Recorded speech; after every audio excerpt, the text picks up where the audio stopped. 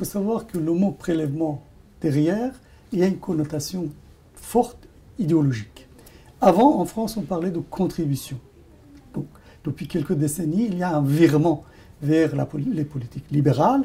C'est à partir de ce moment-là qu'au lieu de dire contribution, on dit prélèvement. Donc derrière, déjà, la notion est idéologiquement très, très connotée.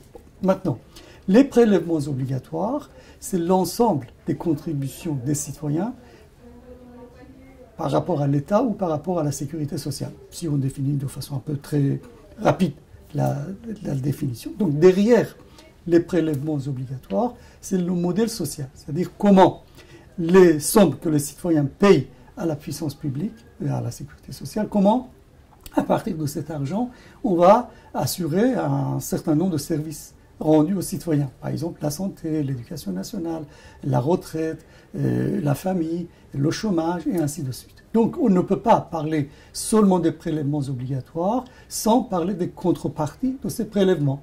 Et donc, si par exemple, on a un pays où l'éducation nationale est privée, où la santé est privée, à ce moment-là, le taux de prélèvement obligatoire dans ce pays va être plus bas. C'est par exemple le cas aux États-Unis, Australie, et ainsi de suite. Donc, c'est un modèle social plutôt privé.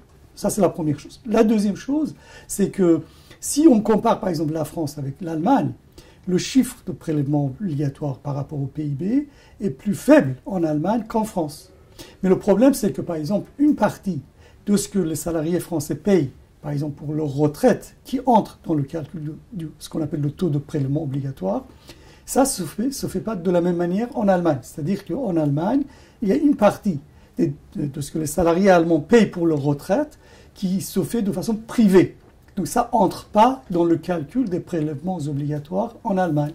Donc à ce moment-là, il est totalement normal, statistiquement, que le taux de prélèvement obligatoire en Allemagne soit plus faible qu'en France. Mais ce qui est quand même important, c'est que si on prend le cas de la France et par exemple les pays nordiques, le fait que le taux de prélèvement obligatoire dans ces pays-là soit plus élevé ou plus ou moins élevé qu'en France, ne les empêche pas d'avoir une économie prospère et un système social noble et de qualité.